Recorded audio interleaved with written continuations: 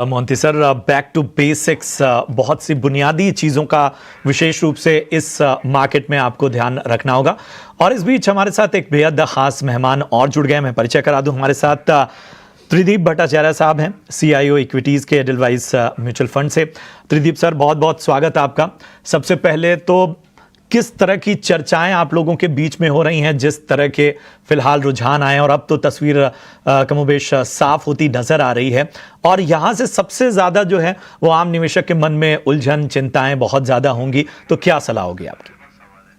देखिए, मेरे हिसाब से मुद्दे की बात, सबसे अहम बात यह है कि सरकार कंटिन्यू करेगी या चेंज होगा। अगर सरकार कंटिन्यू करती है तो काफ़ी हद तक जो गूढ़ चिंताएं हैं वो कम हो जाती है।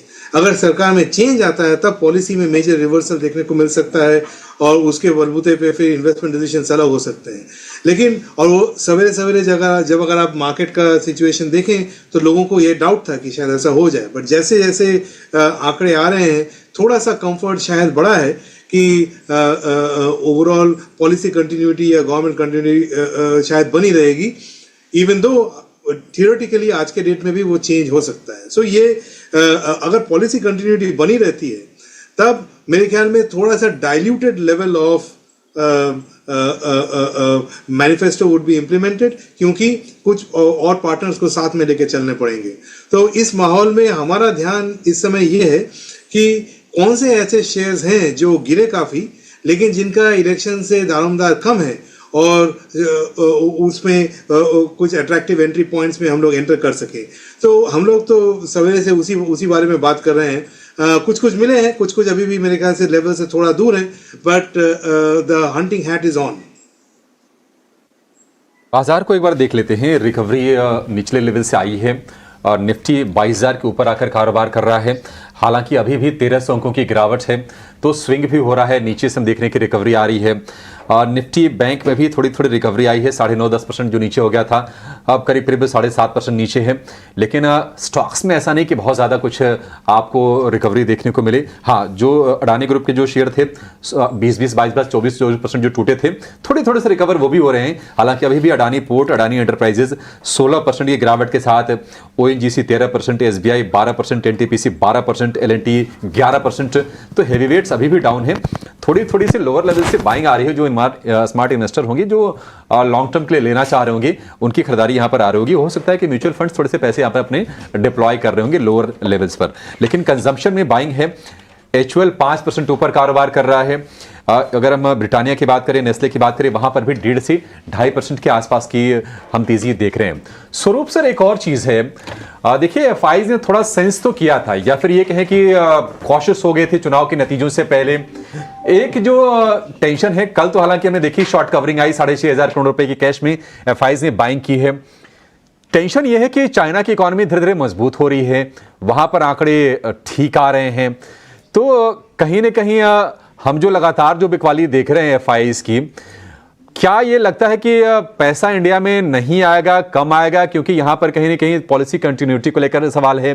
FIs किस पर बेट कर रहे थे? तो स्ट्रांग गवर्नमेंट है, स्टेबल गवर्नमेंट है, कोई दिक्कत नहीं है, इस पे पैसे लगा रहे थे। क्या फंड फ्लोज थोड़े से कम हो जाएंगे और चाइना की तरफ ज्यादा मूव करेंगे? ये भी एक रिस्क है भारतीय बाजारों में।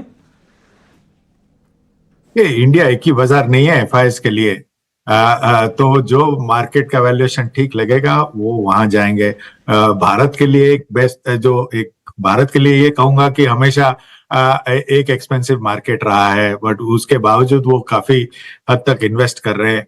अगेन, जो आपके कंक्लूजन्स हैं कि ये सरकार जो बनेगा वो स्ट्रांग नहीं रहेगा, पॉलिसी कंटिन्यूटी नहीं रहेगी, जब तक वो क्लियर नहीं होता तब तक उनमें भी क्लैरिटी नहीं आएगी। उन्होंने तो स्टैंड दिखाई दिया लास्ट 3-4 महीने से, बट आई डोंट थिंक कि India can be taken away from any portfolio any more. जो डिस्कशंस इंडिया के बारे में बात होती है ग्लोबली, वो बरकरार रहेंगे। हाँ, थोड़ा कंटिन्यूटी अगर रहेगा तो बहुत बढ़िया रहेगा। मेरे हिसाब से अभी भी मैं ये मानता हूं कि कंटिन्यूटी रहेगी, बट आई डोंट थिंक, जब FIs इन्वेस्ट करते हैं वो वैल्यूएशंस पे इन्वेस्ट करते हैं, and some of the pockets in the world are more attractive than India. वो हमें मान के चलना पड़ेगा, अभी देखना पड़ेगा उनका कैसा बर्ताव रहा है, but the market is not dependent on FIs only, is the point I made in the previous answer. The Indian investors, and thankfully, जो हमारा बाजार है धीरे धीरे इंडियंस ओन करने लगे हैं, एंड वो शायद बरकरार रहेगा, ऐसा मेरा मानना है। इस वक्त अगर हम देखें इलेक्शन कमीशन की वेबसाइट पर मैं चेक कर रहा हूं कि अच्छा कौन कितने मार्जिन से आगे है या पीछे है। आप देखिए प्रधानमंत्री वाराणसी की सीट से शुरुआत में एक आंकड़ा आया था, उस पर लोग थोड़े आश्चर्यचकित हुए थे कि मोदी जी कैसे पीछे हो सकते हैं, लेकिन 1 लाख वोटों से करीब करीब पीएम मोदी वहां से आगे चल रहे हैं और कांग्रेस के अजय राय, उनके पुराने नेता हैं, बार बार उन पर दांव लगाया गया है, वो पीछे चल रहे हैं। स्मृति ईरानी किशोरीलाल शर्मा जी से ये 62,000 वोटों से अमेठी में पीछे चल रही है, ये एक अपडेट आया है। अब बीजेपी उत्तर प्रदेश में 35 सीटों पर सिमट गई है, 70 सीटों के आसपास का आंकड़ा था पिछले चुनाव में, 72 सीटें इनफैक्ट, अब वहां से सिर्फ 35 सीटों पर बीजेपी आ गई है। तो यहां पर जो गठबंधन जो रहा है उत्तर प्रदेश में कांग्रेस का और समाजवादी पार्टी का, इसने बड़ा काम किया है और ये बड़ा डेंट यहीं से आया है। 2-3 राज्य हैं जिसने ज्यादा नुकसान पहुंचाया है। एक तो वेस्ट बंगाल, 18 सीटों से घट के 10 सीटें वहां पे आ गई। उम्मीद करके चल रहे थे कि इस बार 25-30 सीटें वहां से लेकर आएंगे, वहां पर झटका। उत्तर प्रदेश में झटका।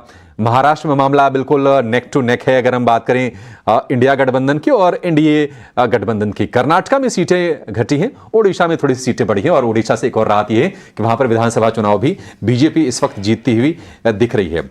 लेकिन चूंकि ये जो सीट की जो टैली है अब स्थिर हो रही है, बीच में फियर ज्यादा बढ़ गया था कि क्या ये घटते घटते ऐसा तो ना हो जाए कि इंडिया की और एनडीए की बराबरी का या फिर 20-25-30 सीटों का फर्क रह जाए। लेकिन इसमें अब ये सरकार में जो की होगा 15-16 सीटों के आसपास हम देख रहे हैं कि जेडीयू के हाथ में जाती दिख रही हैं और 15-16 सीटें ही तेलुगु देशम पार्टी के पक्ष में जाती हुई दिख रही हैं। तो टीडीपी और जेडीयू इनकी कहीं ना कहीं सरकार में अगर सरकार बनती है एनडीए की तो उसमें बड़ी भूमिका होगी, इनको बड़े मंत्रालय भी दिए जाएंगे, नेगोशिएशंस यहां पर जोर पकड़ते हुए दिखाई देंगे। इस बीच बाजार थोड़ी थोड़ी रिकवरी कर रहा है, थोड़ी थोड़ी क्या, अगर लोअर लेवल से देखेंगे 800 पॉइंट तो ज्यादा ही होता है, लेकिन चूंकि दिन ऐसा है कि आज हमने 1500 पॉइंट हमने निफ्टी को टूटते हुए देखा, उस लिहाज से आपको ये थोड़ा सा कम लगेगा। तो कुणाल जी आप जरा बताइए, 22,050 के आसपास है, थोड़ा सा स्थिरता के संकेत इस लेवल पर आते हुए दिख रहे हैं और ये जो टैली है ना, ये अब ये 290 से 300 के बीच में स्थिर हो जाएगी और ये ऑलमोस्ट 1 घंटे 1.5 घंटे में कंफर्म भी हो जाएगा कि नहीं ये सरकार बनाने की स्थिति में होंगे शायद।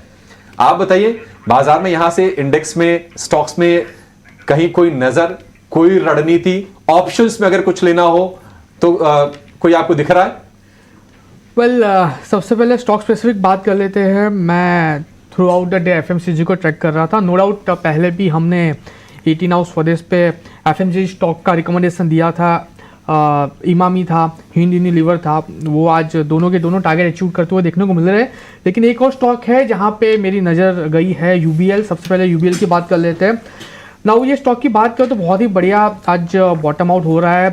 200 डीएमए का 100 डीएमए का सपोर्ट भी लिया हुआ है स्टॉक ने और जो प्रीवियस उसका जो टॉप था उसका भी सपोर्ट ले रहा है और तकरीबन 1917 के अराउंड ये स्टॉक ट्रेड कर रहा है। मेरा जो व्यू है पर्टिकुलर काउंटर में लॉन्ग करके ही जाने का है। नाउ इतने फॉल में भी ये काउंटर में हमें कोई ऐसी गिरावट देखने को नहीं मिल रही, लेकिन उल्टा एफएमसीजी काउंटर में एक ऊपर की मोमेंटम है तो ये स्टॉक आगे जाके लीड कर सकता है। खरीदारी करके चलने की सलाह है। 1915 के अराउंड स्टॉक ट्रेड कर रहा है, आप खरीदारी करके चलिए। लोअर लेवल पे जो ऐसा रहेगा 1830 का रहेगा, 1830 का रहेगा। टारगेट की बात कर लेते हैं तो 1980 का पहला टारगेट है। नाउ ये इसका इंटरमीडिएट टारगेट है। जैसे ही ये ब्रेक होगा 2085 का अल्टीमेट टारगेट, यानी कि 8 से 9% का रिटर्न आप यहाँ पे एक्सपेक्ट कर सकते हो। नाउ आते हैं आपके दूसरे पार्ट यानी कि बैंक निफ्टी की। Bank Nifty Abhishek ji just I think 15-20 minute पहले हमने बैंक निफ्टी की बात की थी, लॉन्ग कॉल सजेस्ट किया था जिस हिसाब से बाउंस बैक आ रहा था और अभी भी हमारा वो जो कॉल है इन प्लेस ही है। मैं कहूँगा कि आप होल्ड करके चलिए, अच्छी खासी मोमेंटम बैंक निफ्टी में देखने को मिल सकती है। तो मेरा व्यू बैंक निफ्टी को लेकर ऊपर के लेवल पे ही है। मैं लेवल एक बार वापस रिपीट कर देता हूँ। जो लेवल हमने कहे थे वो था 47,660 और दूसरा जो लेवल था 48,000 का था। तो ये दोनों लेवल अगर आपने हमारे कहने पर बैंक निफ्टी लॉन्ग किया है तो ये दोनों लेवल के टारगेट है। प्लीज़ इसको ये लेवल तक आप होल्ड करके रखिए।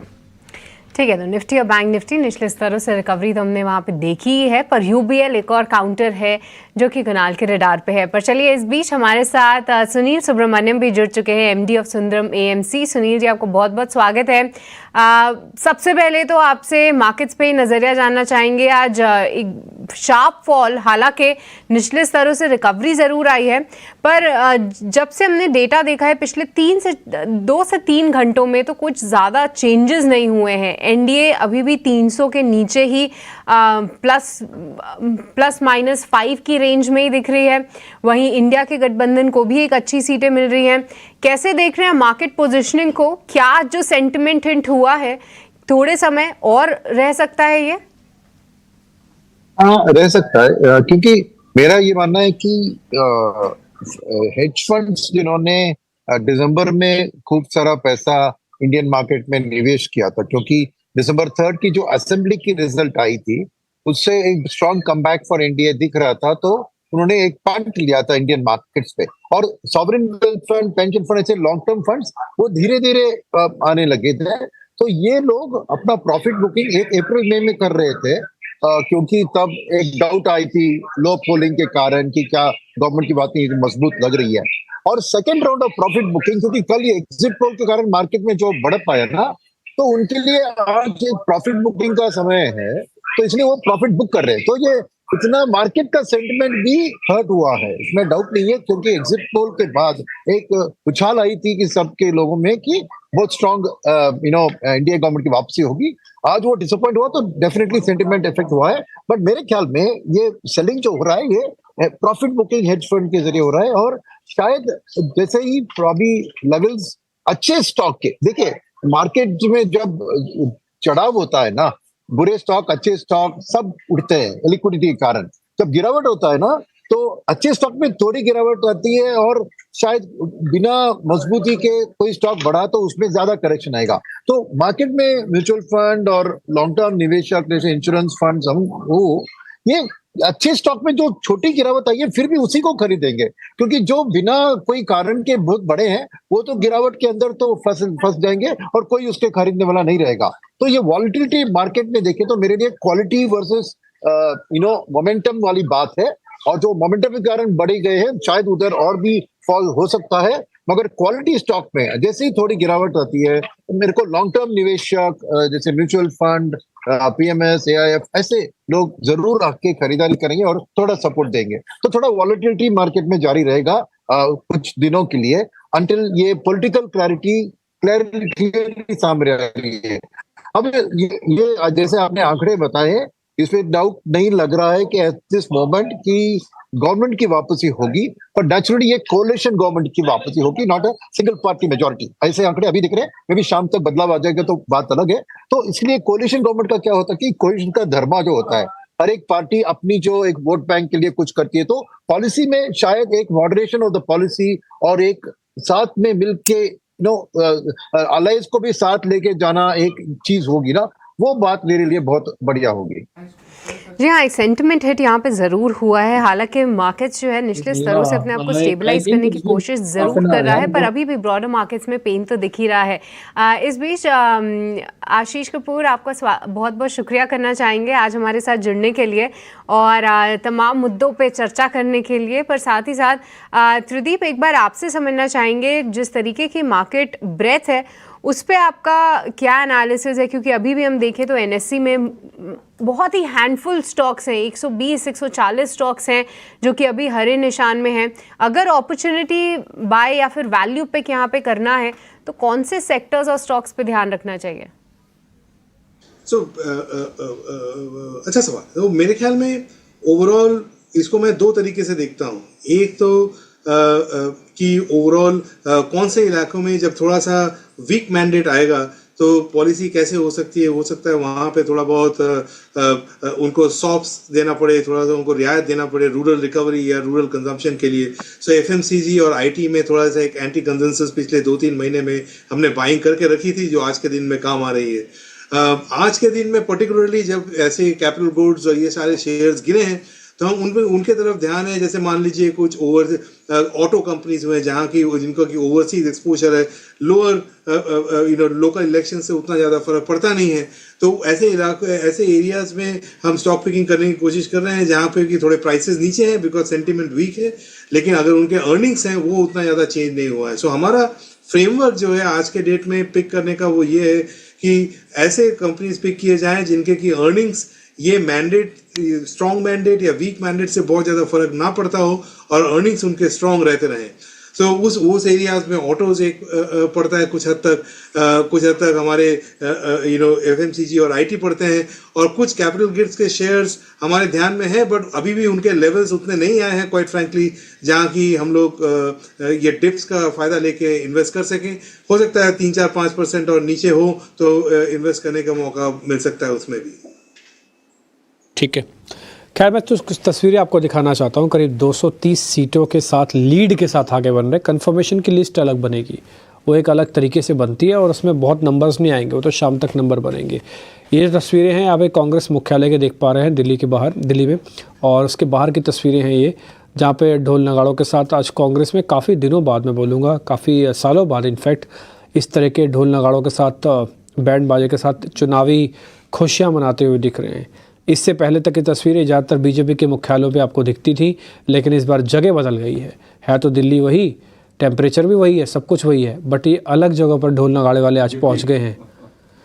ये ढोल नगाड़े देख के नहीं लग रहा है कि मान लीजिए कोई बच्चा हो, हाँ, जिससे उम्मीद हो कि नहीं वो फेल हो जाएगा, हाँ, और किसी तरह 3rd डिवीजन पास हो जाए वो, हाँ, कुछ वैसे ही है, क्योंकि एग्जिट पोल के हिसाब से तो ऐसा ही चल रहा था, लेकिन एग्जिट पोल को झुठलाते हुए कुछ वैसी वाली फीलिंग आ रही है।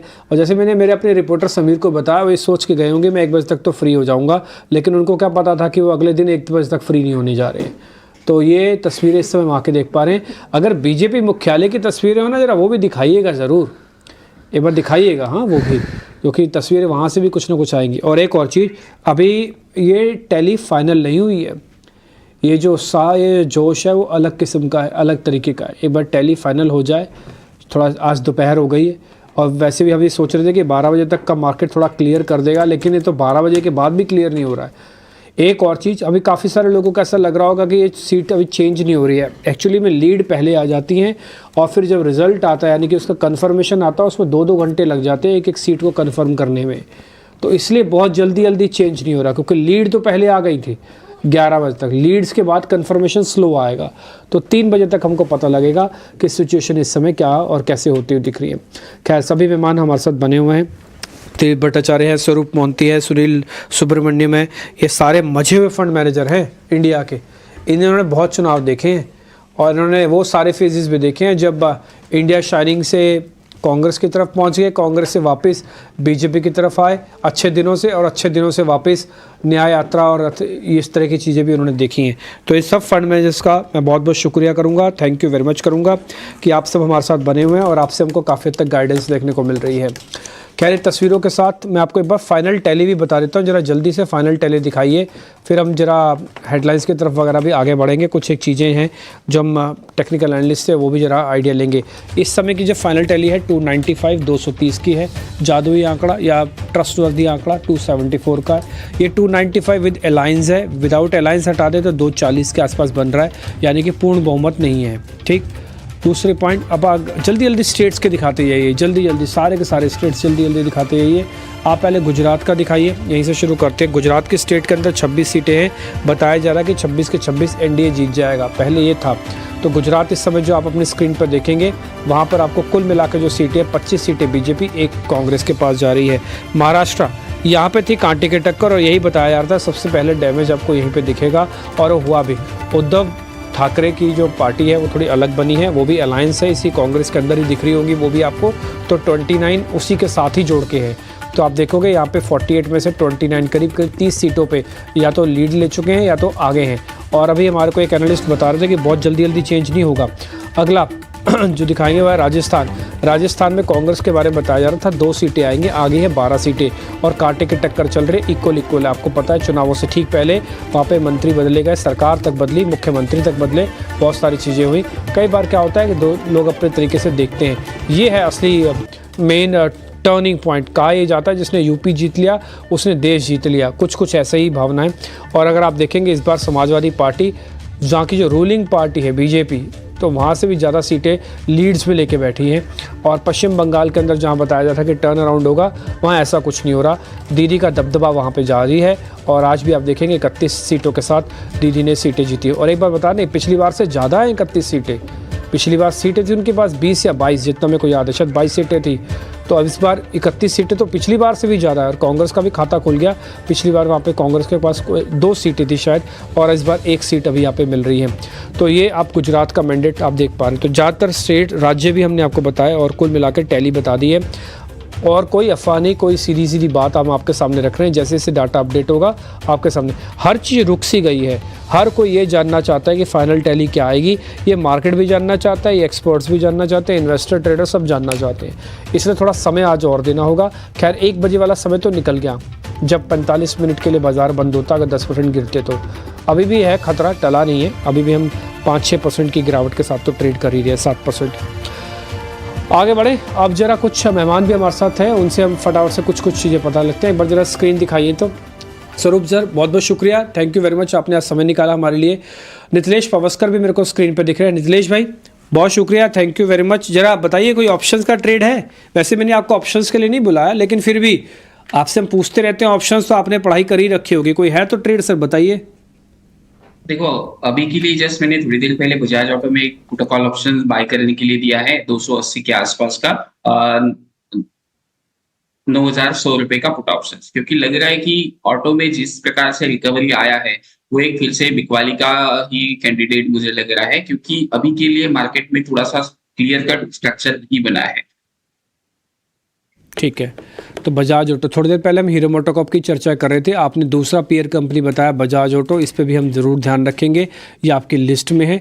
लेकिन मैं फिर से बोलूँगा, थोड़ा सावधानी के साथ ट्रेड कीजिए, कम कीजिए, ज़्यादा कीजिए, ना भी कीजिए तब भी चल जाएगा, लेकिन आप थोड़ा देख के आराम से ट्रेड कीजिएगा।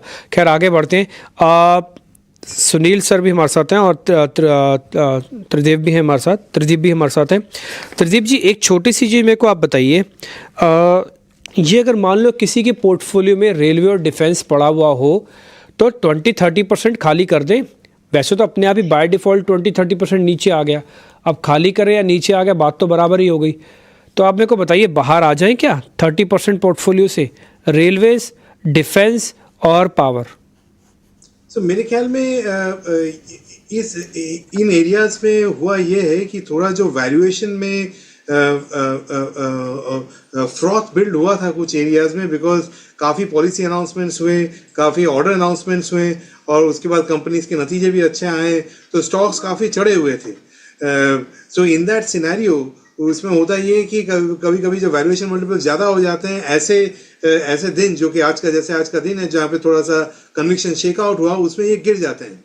लेकिन जो इनका अर्निंग्स ट्रेजेक्ट्री है, ये अर्निंग्स ट्रेजेक्ट्री अभी भी स्ट्रॉन्ग रहने वाले हैं। सो इसलिए आज के डेट में 15-20% जो हमने जहाँ पे भी करेक्शन देखा है, that is mostly the valuations जो हैं, जो पहले बढ़े हुए थे, वो अभी नॉर्मलाइज हो जाएंगे।